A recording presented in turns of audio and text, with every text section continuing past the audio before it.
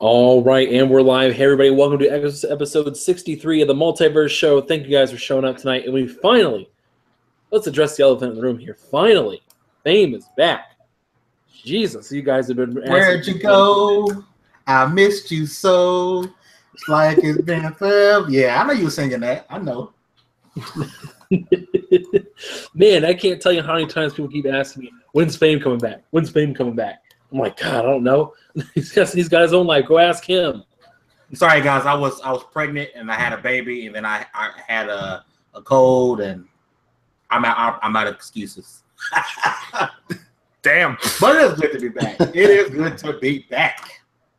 All right. And we got other co-hosts for the evening, Undead, a.k.a. Nick. What's going on? Glad to be on the podcast again. Episode 63. We are 2 episodes off being a senior citizen. All right. All right. Security. And we got Mike. Yo, what's going on, guys? It's Mike from the Inner Circle. Thank you guys for joining us for another episode of the Multiverse Show, and let's get it going. All right. And James is not going to be able to hear with us. He actually has a message from beyond the grave. He says he's currently putting a family under citizen's arrest, and the last thing that we heard was, put your hands on the car and get ready to die. Seems he has been deleted, yes. Oh, God. Okay. All right, guys. We got a couple things we want to talk about, but real quick before we get into the topics of the evening, recap here. What have you guys been up to? Fame. You've been gone for like 3 weeks now. What have you been playing? Oh man, I've been playing probably the most fun I've had in an FPS in a while. Lawbreakers. I have been all up and through some Lawbreakers. I finally went ahead and got to play What Remains of Edith Finch because everyone kept talking about it. So I went and played and got depressed. So that was fun. That was fun. Other than that, like I said, I've been playing a lot of Lawbreakers. I've been trying to dive into the other betas that I am into. I am actually in, like Path of Exiles and etc. But yeah, that's pretty much been it for the most part. That and working until my fingernails pop off. All right. What you been up to, Mike? What you been playing? Main game I've been playing is Rime on the Xbox One. It's a puzzle-focused platformer type of game. It's good. I don't want to say it's a terrible game. The problem that I'm having with it so far is that it just doesn't know when to end. Like, I feel like, I don't want to say too much without getting spoilery for people that haven't played it yet, but there's a certain part in the game where this pterodactyl thing is chasing after you. And you feel like once you get past that part, that should be the ending of the game, but it keeps going. And the longer the game's going on, my enjoyment is declining as the game is going on, because it is getting a little bit repetitive. But it's not a bad game. It just doesn't know when to end. But other than that, I've been playing Modern Warfare Remastered Multiplayer. Kind of went back to that a little bit. Once I finish, Also, what it says, start up Elite Dangerous. Try to get back into that. oh boy, we'll talk about Elite Dangerous a little later. But it's funny that now you're kind of like, oh, this game's not as good. It's funny because when you're playing, it says you're in denial. At least on Xbox, your status changes to in denial when you're playing Rime. First you're in anger, then you're in denial. Yeah. It's a fun little thing, I guess. All right, Nick, what you been up to? What you been playing? Not a whole lot of anything. For some reason this weekend, my internet connectivity to Xbox Live and PSN was garbage, even though everything else ran on my systems. So I couldn't play Lawbreakers. I couldn't play anything online, really. So I kind of grinded through some Modern Warfare Remastered achievements. I've just got, I think, 8 more levels on Veteran to do, and then that game's 100%ed. And yeah, just doing some achievement cleanup in some games, trying to get all those annoying, grindy achievements out of the way. So that's all I've been doing. All right. I just finished Uncharted 2. I've been trying to play my PlayStation a little bit more, playing that Lawbreakers. Greatness! Oh, I love that game. Oh my God, that game is fun. And thank you again, Anchor. Thank you again, because I went in with the whole battle medic thing. Anchor was like, "No, Fame, you're a Titan." You're a Titan. Don't lie to yourself. You're a Titan. I am a Titan. Oh my God. I found my groove with the Titan. Anchor. Thank you, Anchor. Thank you. After all these years, you don't think I know you? You don't think I know how you play? It was a beautiful thing. Beautiful. All right. Yeah. So I've been playing a little bit of everything. Getting back into Witcher 3. I'm trying to finish the Blood and Wine DLC. I just started like yesterday.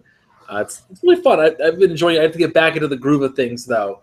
Get back into my reading up, doing some little potions, decoctations, and oils for my swords and all that good stuff. I'm still working on a few things like that. It's been a good time, though. I've been enjoying it. But yeah, so that's kind of where I'm at least on that, on the game front. So let's see. What do we have first on the docket for tonight? We got a couple topics on there. Real quick, so as we start talking about Lawbreakers, let's get some impressions. So who here has actually played Lawbreakers? Same. No, I have. I'm sitting here looking at it salty as hell right now, but you could have played it, right? Wait. It's still going right now until tonight, right? Or did it end? I know it's supposed to end today. I may get on after the show. Unless somebody corrects us, I think it's still going on. I know it was through like at least the first half of this morning. Oh, so, if it's still going on, I'll give it a try again. I kept getting weird PSN errors whenever I tried to play anything on PlayStation, and my Xbox Live was doing the same thing. So honestly, I haven't. Go, Finn. No, I was saying honestly, for me, the game it's hard to be disappointed in this game. Number one, knowing that it's going to be $30, like. That's automatic win for me, right? Number two is that the fact that I'm hoping it doesn't have a TDM in a beta. Therefore, TDM, it was modes that took advantage of what the game is all about: mobility, get in, get out, move around, use the gravity to your advantage. They did that perfectly. The maps aren't big, they're the right size for the game modes. I love their version of domination, where it isn't like, oh, we captured and go get another one. Oh, somebody got the one we capped. Once you cap it, that's yours. I thought that was a beautiful adaptation of domination. If that's another game, I don't know about it, but I've never played a game mode like that before as far as domination goes. And I thought it was absolutely amazing. I like the character models. I love the character models. I love the Titan. I love being the Breakers more than I love being the Law. I think the Breakers look cooler as far as the character models go. If they told me this game was 60, I would have flinched a little bit, depending on how much content. Well, the content's going to be free. If I'm not mistaken, Anchor, all the DLC supposed to be free. From my understanding, yes. Now, they may do some cosmetic stuff in the future, but all maps, modes, all that stuff is free. But for $30 and, having a different variety of the characters, everyone plays different, everyone have different abilities, that's absolutely dope. I know people say, "Oh, Overwatch is the same thing." This one, to me, is I haven't played Overwatch, but what I've seen to play from Lawbreakers is not Overwatch. You can say it's in the same family, but it's not Overwatch. Overall, I'm telling you, my biggest fear, because you guys know I mostly play my multiplayer games on Xbox. Lawbreakers is not on Xbox; it's on PlayStation. So, other than my Lawless game, which is Anchor, B Money, Creepy Bunny, Jizz. Other than my Lawless game, my fear is I won't have very many friends playing on this game, and you need to have friends playing Lawbreakers. I played last night. Me, B Money, and Creepy Bunny played with a random. He had no idea what he was doing. It's like he was playing against us. You don't want to play randoms in this game. You need to play with friends. Yeah, and I feel like I know Cliffy B's trying to target that market of this holiday, when you need that cheap, when you get that PlayStation, you get that Xbox, you get something like that, you get that platform, and you need that cheap multiplayer fix, you're shooting for that market. Like, it's a real good sell, honestly. It really is a lot of fun. The thing in particular I enjoy about it was definitely the game modes are the standout of this. They're fun renditions on old classics. Like we were talking about domination. The way most domination matches go, you got like 3 points, maybe 4, and you just capture the points and hold the points. It's not about that. You run in, capture the point. Once you cap it, it's yours. And then it resets. The game resets those points, and you have to get up to like 16 points. So you do it a couple of times, trying to cap as many as possible. It's fun. It's a lot more strategy involved. A lot more. It's always offense, offense. No defense. It's always movement. And that's what's enjoyable about it. Like, camping is pointless. Once you cap the point, move. Mm-hmm. Get out of there. Blitzball is fun. That game is just it's get it, run it into the goal, do it immediately. Don't even think about it. Just go as fast as you can, and that's so much fun. We were rolling with a crew. We had Creepy Bunny rolling with the Juggernaut. He's running there, putting up shields, running in slow. Fame's running there, being a Titan, kicking ass. It just Jez running Battle Medic. I'm running his Vanguard, flying across the map. Oh my gosh, that was so much fun. Great. Dude, that Vanguard, you were completely right about that whole. It makes you feel like you're Iron Man when you do the little pulse at the left hand on the alt trigger. That's pretty dope. That makes you feel like you're playing as Iron Man. It really is fun. So far, I only have like maybe 2 critiques so far. The only thing I wasn't really a fan of was the Battle Medic in terms of when you're healing people, it doesn't feel rewarding. Like, you are getting points and stuff, you're doing well, but you don't feel like you're doing much. Mm-hmm. Like, they need to do something to make you feel like they need to buff it. Like, they don't have to give me anything tangible, just something to feel like I'm doing something important. Like, I don't know, like maybe a little sound effect or something like that, or like a little thing like topped off, maybe a little voice line. I don't know. I didn't hear anything. I think that character in general, and like I said, I think it needs a buff because yes, I get it. It's a support character in a way. I understand that you're not gonna really expect to go out and get a bunch of kills, but that grenade launcher is trash. It is absolute trash. And a secondary weapon, a little plasma pistol, trash. I mean, if you're playing with that character, unless you're just incredibly skilled at playing against some incredible trash, don't expect to get very many kills because you're gonna get outgunned every time. Just stay. If you're the battle medic, stay back and just lob grenades. Don't try to get into the fight because you're doing yourself an injustice. Mm-hmm. Yeah, that's true. I mean, it really is a lot of fun. Other than that, I mean, characters are fine. In terms of Overwatch, talking about that, Overwatch I feel is a lot more team-oriented, where you have to play as a team to succeed, and you are doing objectives as a team.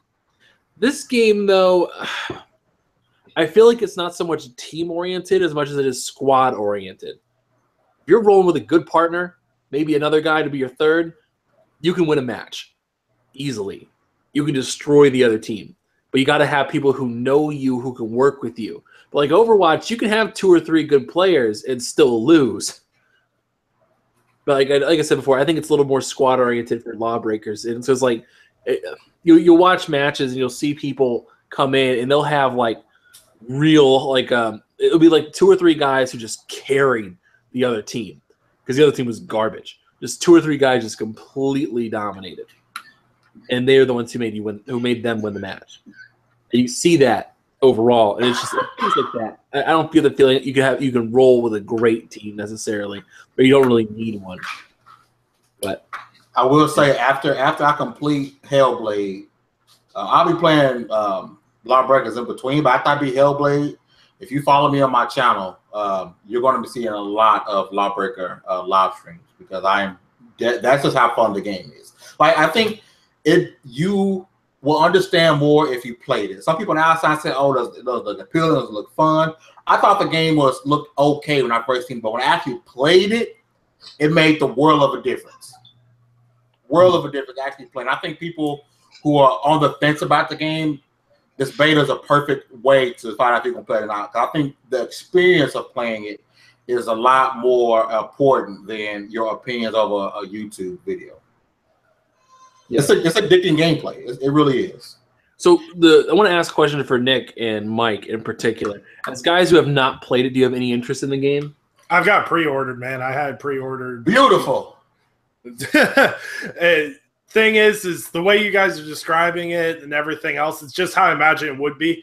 Because with Cliffy B being such a huge part of Unreal Tournament back in the day, and so many other like Gears of War and so many other games, I knew this game would be good. And I'm glad to see a developer that understands that a multiplayer-only game should not be $60. Facts. That's true. And I think Lawbreakers, because of when the time frame they're releasing it, and the content they're delivering on it, and the fact that there's like no paid for maps and everything else, it'll be very successful in the time block it's in. Do I think long term, like people are going to be playing this game like 1-2 years down the road? Maybe. I don't know. Like it'll be interesting to see if people are still playing in the fall when all the big shooters come out and everything else. But at least by releasing it in August, like first week of August, by releasing it in that time window, he's got a good 2-month shot where he's pretty much the only shooter on the market for the most part. There are others, obviously, but it's the new kid on the block. It's the new kid on the block, and everyone's going to want to try this. The only thing that made me kind of sad was the fact that with it being a PS4 and PC launch, the PS4 beta numbers were really, really good, but the PC numbers were like insanely low, and that made me sad that the PC community doesn't have much interest in it. And when I mean low, I mean I think the highest amount of people they had on the beta this weekend at a time was 8,000. Jesus, I didn't know it was that bad. Yeah, I think it was Drunk Cat posted it on Twitter. I think the highest they hit all weekend was 7,800 people online at a time. I'm kind of glad it's not a free-to-play. I'm so glad, because remember, this game was originally supposed to be a free-to-play. And they decided against it, and they decided to, add all the stuff to it. I think it's a better game not being free-to-play. I agree.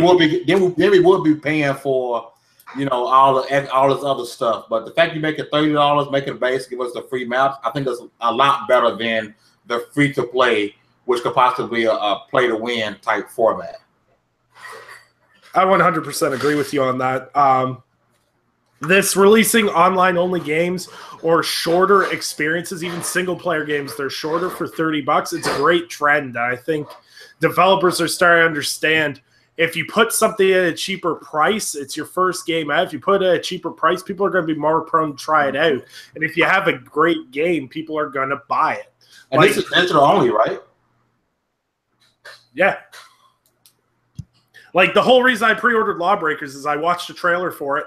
I went on the PSN store and it was like $36 for the regular edition and I think like $48 for the like deluxe edition. I was like, yeah, all right. Why not? Mm-hmm. Great. We'll see how it goes. I think so the real question that's come up in the chat though is, do you think Lawbreakers will be a success in the long run? Yes. I mean, why? Why do you think it's gonna be a success, Mike? No, I don't. I actually, it depends. Now, I haven't played it yet. I was a person where when they first announced this game, I was really skeptical because I immediately just dismissed it as like it's just Overwatch meets Titanfall. It's Overwatch basically with Titanfall movement mechanics. But listening to you guys talk about it and how highly you're speaking of it, you're starting to sway me a little bit to where I might actually try it out. But here's the thing now. Nick made a good point. He said it's the new kid on the block. Overwatch last year was the new kid on the block, and that game has proven to have staying power, and it's stayed relevant since launch. The test for Lawbreakers is going to come in the fall when you got Destiny 2 and you got Star Wars Battlefront 2, and when you have the new Call of Duty coming out. It's got a tough road ahead of it as far as it having staying power is concerned, especially since Sony has all those marketing deals too. Are those players just going to leave Lawbreakers and jump onto the next game? I don't know. But it does have a tough road to get ahead of it, I think. Mm-hmm. I think it's why it's trying to release next week. They're trying to get it out early before it gets too bad, before Destiny comes out. Dude, and speaking of Destiny, I see people ooh and ahhing over that Destiny PS4 controller. Bruh, that's a white controller with 2 stickers It's on it. whack. Calm down. Like DualShock control with stickers on it. Destiny gets so overhyped, bro. It's annoying. Like it's not even that great of a game or a series. It's not. And the fact that people are ooh and ahhing over a white controller, bruh, it's a white controller with stickers on it. Here's the thing going to that, and this is nothing against Sony or PlayStation or anything like that. why do they have such a problem with doing this half-assed limited edition stuff? I feel like everything this gen that they've done limited edition as far as consoles, controllers, whatever, has been half-assed. Yeah, I mean, I don't know. I like the Black Ops 3 one. The Black Ops 3 PS4 was pretty dope. See, here's the thing. A lot of stuff, even with the Star Wars, like Xbox gets a lot of crap for having a bunch of controllers and stuff, right? But at least the controllers they're great. They're designed great, right? They're not just somebody. Hey, here's a picture of this. Let's just plaster this picture on the controller and call it custom made. Like they just put stickers on controllers. That's all it is. Like, okay, so here's one that I find kind of iffy. Is like, okay, the PlayStation was it the PlayStation 4 that they designed for Destiny 2? I mean, I didn't notice. Is there any sort of design on there, or is it just straight white? No, it's just white. Yeah, like this is something that pisses me off. Like, why wouldn't you just do like some of like the little the astrology kind of design on it? Like do it in like a pale yellow. Like add some texture to it. Like that would be awesome. Like, okay, I saw someone made a fan-made Destiny 2 controller, and they had it was like a dark blue, but they had like a light blue. Like, okay, if you boot up Destiny 1 and you look at the map, you know how it's like this weird like circles and stuff in the background, and so it looks like an astrology map. It's a weird little design thing. I'll give you guys an example of what I'm talking about in our little chat. I'll show you what I'm talking about. But like they had that like wrapped around a controller, and I was like, that looks cool. That looks like a custom design, or it's like, yes, this looks like fun. I want to play that. Like this looks like something it's worth my money, and just the fan-made stuff will always be better than what people actually put out, though. Some of the fan-made stuff I've seen, especially lately, on some of the like controllers and consoles, and it's nuts. I'm like, someone hire these people, because or with the custom consoles. Like, I was kind of looking at getting a PS4 Pro at some point, and I was like, oh, the white one's kind of cool, I guess. I was kind of hoping for something, I don't know. You know, and that's part of one of the reasons why I'm not buying an Xbox One X Day One anymore. Number one is because I'm not spending $500 on this console to be bundled with a game. That's one of the reasons I'm not buying. Number two, I feel like I can wait. But number three, I feel as if there's going to be a custom theme Xbox One that's coming out next year that I'm going to want, that I'm regret buying this black one for. That's one of the reasons why I'm waiting on the Xbox One X. I want a very nice themed console. And for all Xbox's shortcomings with games, one thing they can do is theme some consoles and some controllers. Mm-hmm. I just sent you guys an example of what I'm talking about. It's not the one I was referring to, but it's pretty dope. I like the design for it. But yeah, I want to send you guys an example. I put it in our little Twitter chat. But I mean, it's just, I don't know. I feel like they could do more work. I mean, yeah, we're never going to be truly satisfied with something. Like, I think I realized that in particular because everyone's tastes are so different. I look at everybody's like custom controllers that they make, garbage. I hate everybody else's custom controllers. I see them making like the ones that they can actually make like through the store. I hate that. Oh, like the Design Lab controllers? Yeah, the Design Lab, like those look good. I like them. Yeah, I like them too. It's funny. It's funny how I kind of got a chuckle at it because I remember back in the 360 generation, custom controller companies were like a dime a dozen because no one else was doing it. And then Xbox was like, oh, well, we got the Design Lab, and now like 90% of those companies that I saw on Facebook all the time, they gone. I wonder why Microsoft hasn't expanded the Design Lab to the consoles. They not realize how much more money they can make. People will design their own console in a heartbeat. I don't know why they haven't done it real yet. Specific. You'll get real weird about it. Because how much can you customize? What color do you want it? This shade, I guess. I want the bottom little part to be blue, the top to be orange. I want the button to be blue. Like you customize what color the LED could be for the Xbox. Man. I saw a dude. There was a Xbox One S. I saw in a gaming group that someone made. He was selling. He was offering to customize people's Xbox One S's or whatever. He had on his One S, when it turned on, he had cut the panel in such a way it shot the Batman logo into the ceiling, like projected the Batman logo into the ceiling. That's crazy. I was like, yes, please. But like, there's tons of ways people can do that crazy customizable. There's tons of people that do it. It's just a shame that the major companies haven't looked into it. And I imagine the reason they don't is price. Cost effectiveness would probably take a tank on those. They'd have to charge a lot more money to make their money back. But I don't know. I think customizable consoles will become a thing eventually. I just don't think this generation it will be. I mean, just the colors. It don't have to be anything crazy like a Batman logo shooting out, but let me get my own colors. Because after Nick already said that, I can't go back. No, I'm talking like the whole cost effectiveness thing. Like, I'm sick of having an option. Oh, you got a white, black, or I mean, I want my own colors. I think you could charge me an extra. What is it?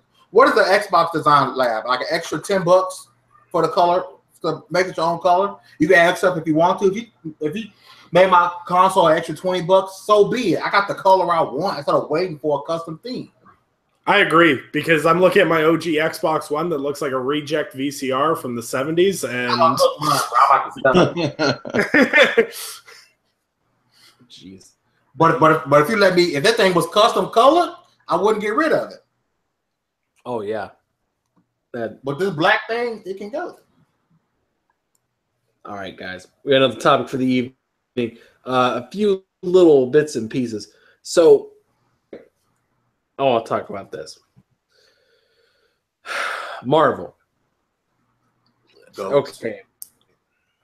I was going to do a top shelf episode on it, but I'm not doing that anymore. I'm going to do this instead. The understanding Marvel is that Marvel has 3 different branches. You got Marvel the comics, you got Marvel the movies, and you got Marvel the TV shows. And the issue I've seen for a long time is Marvel Comics is completely detached from everything else that's going on.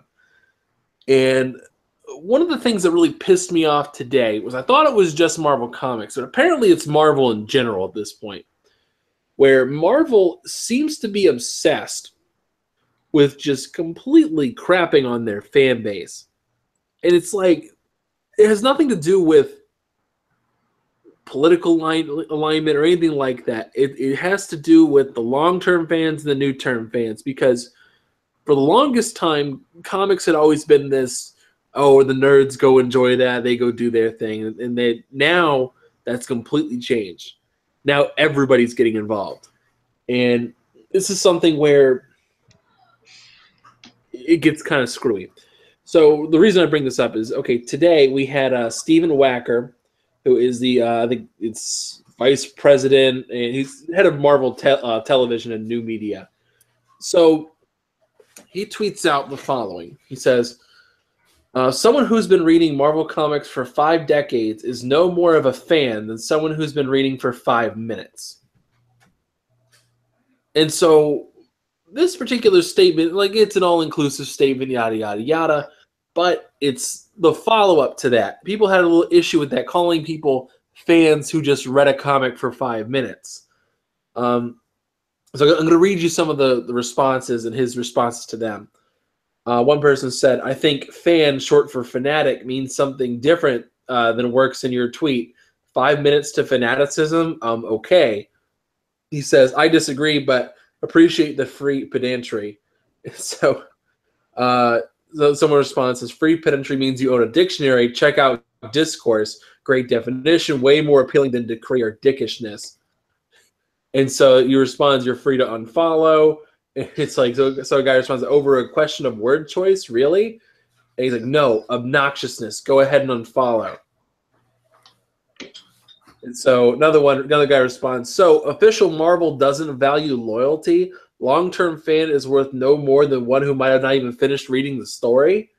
He's like, loyalty. Anyway, yes, I agree with what I wrote 100%. And so there's some more responses. Just this is what Marvel thinks. They don't care about loyalty or continued readership. Then I guess I'll stick with DC. And so like he starts responding like, cool, whatever. I don't care.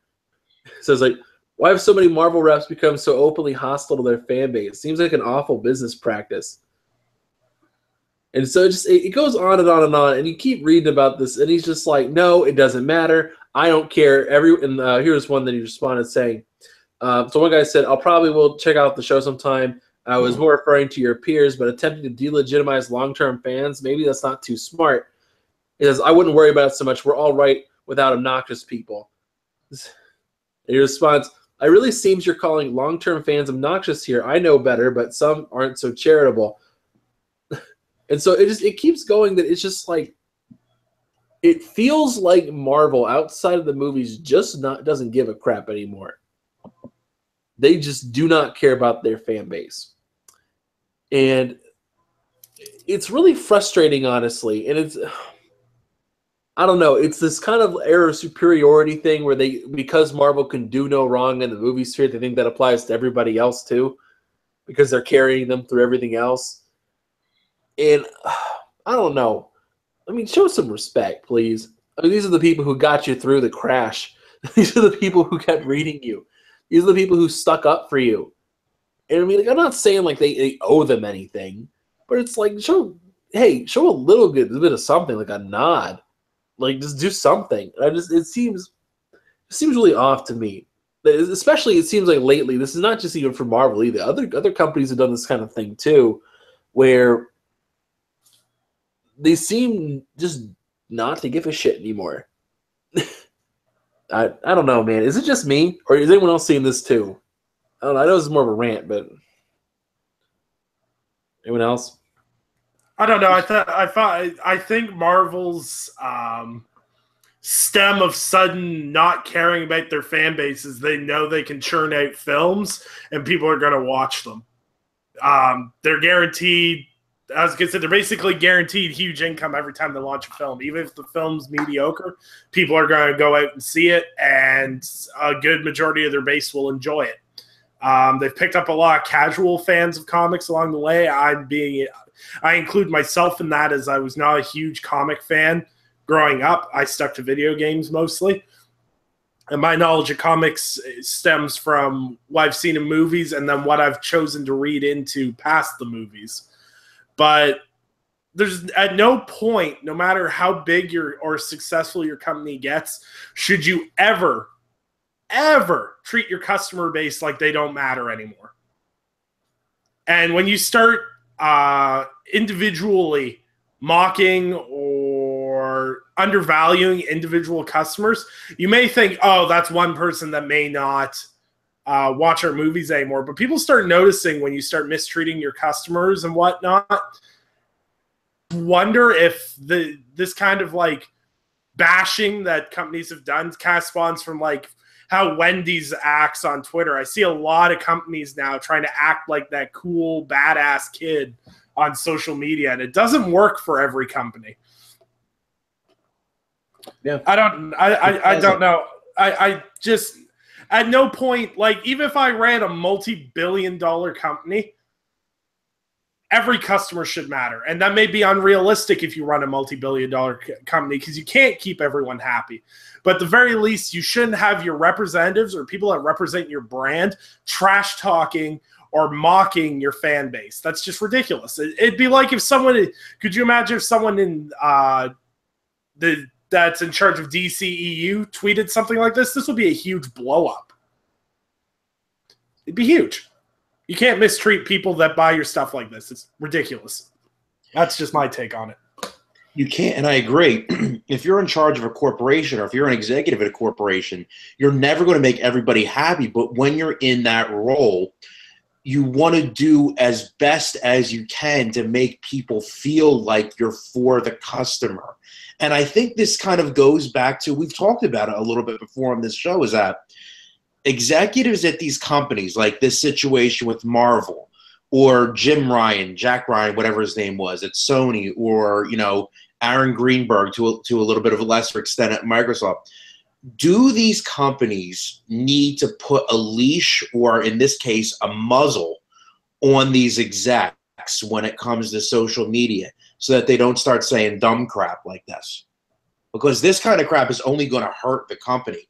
Yeah, Marvel makes a lot of money off of their movies. They're all financial successes. But if they're feeling themselves and they're getting arrogant like this as a whole, people are going to leave quick, and they're going to go over to DC. Yeah. I don't know. I mean, I don't know. I feel like the issue at Marvel is not just one thing as well. I think it's a compilation of a lot of stuff. And I'll bring this up for fame. So in the comics recently, there's been this prophecy, so to speak, about Miles Morales. And this is famous Marvel dude. So buddy. There's been this prophecy that he was going to defeat Captain America. This is Captain America's evil right now. So this is a thing. Now, the prophecy is like, okay, it's Captain America, or like real Captain America, and he's going to beat him. And they do this weird, iffy kind of prophecy thing. But one of the things I found really funny is Miles literally beats Captain America with one punch. Literally throws one punch and KOs Captain America. And this is the kind of thing, like, even though Cap is evil right now, that's just disrespectful, man. Like, just think about it. I mean, like, even Spider-Man, like regular Spider-Man, had problems taking down Captain America.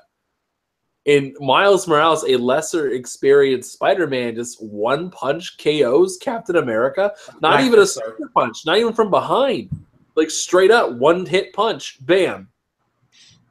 Apparently, when you convert to the evil side, you get a really weak chin. Hey, I want to say something really fast. Punches from the Hulk. Touch on something that Mike said about if people are going to leave for DC. No, they're not. As long as they're still making good movies, people are not going to care. I don't care. Honestly, you can say whatever you want. As long as Infinity War is a good movie, I don't care. Marvel right now is Sony. They can get away with what they want to get away with because they're on top. As long as they're pushing out a good product, no one cares what they say. And that's the truth. Mm-hmm. It's your first place. As long as you're keeping and pushing out the product, no one honestly and truly cares what you do or say. As long as you continue to give people what they want. You can talk about me out there tomorrow, sir. Talk about whatever you want to talk about. But Infinity War better be fire. That's all I care about. And I think that's really most people. They don't care. As long as you don't come out and say something racist or nothing like that, people don't care. They just want you to put out a good product. You put out a good product, I'm still going to be there. I'm just saying. Mm-hmm. Yeah, man. I don't know. There's just a lot of little side stuff like that that makes me think. But all right. And Miles Morales is the GOAT. That's why he one-punched Captain America. I'm just saying. Because he's the GOAT. I second that vote on Miles Morales as well. My God. Don't get me wrong. I like Miles Morales. I like him. But that's what I mean. It's like dude, at least show a fight. Show something. You could do a really epic fight between Captain America and Miles Morales. I don't know why you'd want to one-punch that. Okay, so here's the best fight I remember between a Spider Person and Captain America was in Civil War I, and it's Captain America versus Spider-Man, Peter Parker Spider-Man, and it's a very beautiful fight. Like they show the key difference between Spider-Man and Captain America. Captain America is this kind of flowing, anticipating, 3 steps ahead kind of combat, where he's always thinking about what's going ahead, where Spider-Man combat is reactive. It's about reacting to what is coming to him and coming back with a counterattack. And that's just how Spider-Man normally fights. It's like that kind of thing where it's just insane looking at how crazy Captain America is. And now just one-hit punching just is lame. I can't get over that. It's just so that grinds my gears, man. It gets on my nerves. Anyway, real quick as we get into some of the stuff. Anything else you guys want to talk about before we get into some of the news, like side things? Nope. I'm cool. No, I'm cool, brother. I'm cool too. All right. Some side things for those of you guys who are watching. We're going to be taking a break for August. We're going to be taking a little break, kind of reconvene a few things. I'm taking a little break from Tick. I got a lot of stuff on my plate coming up for the next month. So here at Multiverse, we're taking also a break. Also, August just sucks. Like, there's not a lot to talk about. Like, we were struggling looking for topics. Like, it was like there's nothing happening. We got Gamescom, and that's it. And we're taking a break, reconvene, kind of come back refreshed and rejuvenated, as sometimes we all need to do. So wait, is this the season finale? Guess it's technically a season finale. Remember, we used to do seasons, Anchor. We've done seasons in the past, yeah, but we haven't had a season finale in a while. Okay, so I'm gonna have to start a fight with Mike, and then we need a cliffhanger ending.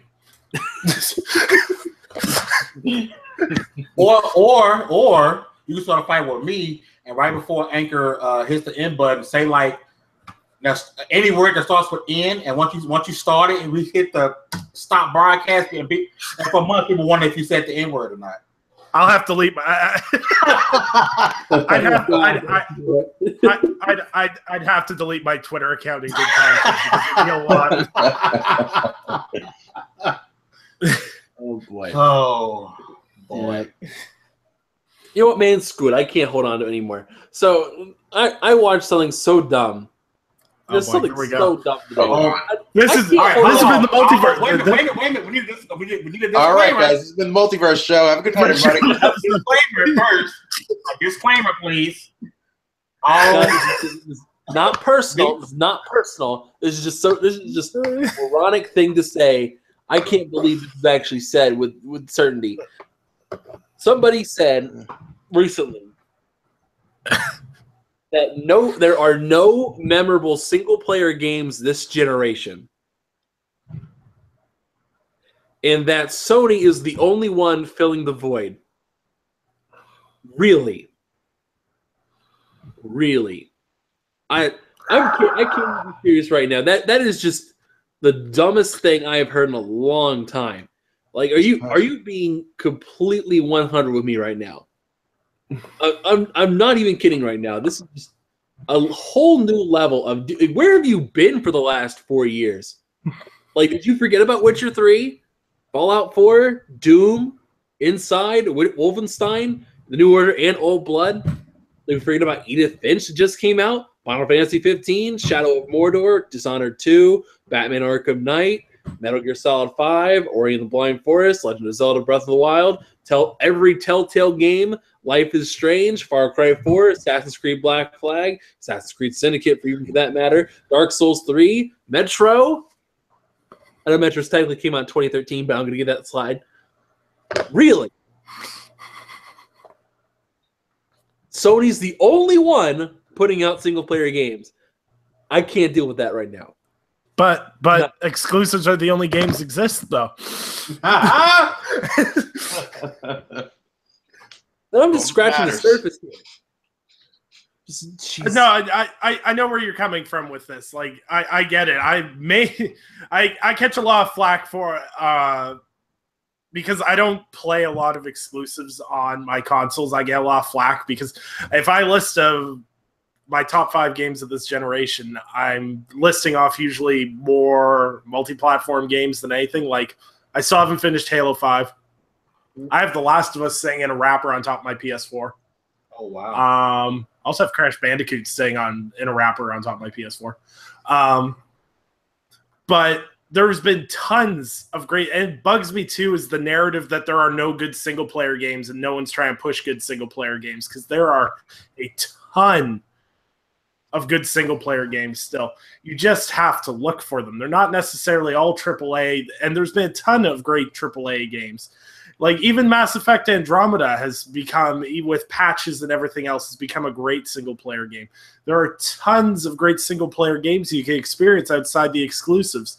And I really, really, really encourage people that are really wrapped up in this fanboy shenanigans. I say shenanigans because I'm not going to steal Fame's one profanity for the episode. I really encourage some people to branch out more and play outside the box more. There's a lot of guys I know on social media that don't step outside a very exclusive box. I know I'm very guilty of missing out on a lot of major games because I was very financially incapable when the Xbox One and PS4 first came out. I didn't get my Xbox One until I think late 2014, almost 2015. So I was playing games catch up. I'm still playing games catch up. I've still got to buy The Witcher 3. I've still got to get. There's still a ton of games that I've missed out on that I want to get involved in. But there are a ton of games outside exclusives that are good. Yes, Sony has provided some amazing single-player experiences. Horizon Zero Dawn, Uncharted 4, they're all great games. But there still are other companies that are churning out good single-player experiences. You just have to open your eyes to them. That's all I say on it. Because the guy who said this, I find really cool and relaxed. It's just sometimes people say stupid stuff. I'm 100% guilty of this. So that's just my take on it. All right. Anybody else before we head out? Can't get any stupider than this morning when I said that the Xbox One X had 12 teraflops. I had to go back. I was like, oh shit. I had to go back and delete that real quick. I saw that in the morning and I was sitting there going, are we doing the Sony math where we just multiply it up? No, it's single 0.52 floats. That makes it 12. It has 12 half floats, man. Man, I saw the tweet and I was like, I want to tell Mike, but I'm just gonna let it float and see if he figures it out. Somebody tweeted me 12 teraflops. You all right, Mike? I was like, oh crap.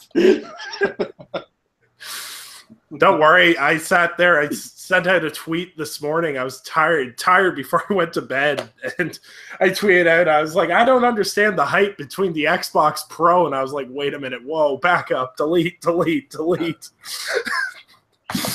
We're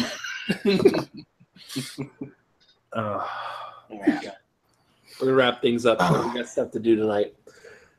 So let's get started, boys. We'll start do our outros here. Fame. Yo, thank you guys for rocking with us today, episode 53 of the greatest show on a Monday. We can't wait to come back and rock with you guys again. We're gonna be back better than before. May have some stuff to give away. I'll let you guys know around the time we come back. Don't forget, the WSP podcast does return this Wednesday. I did get the band back together. We apologize for being out, but we had some stuff going on.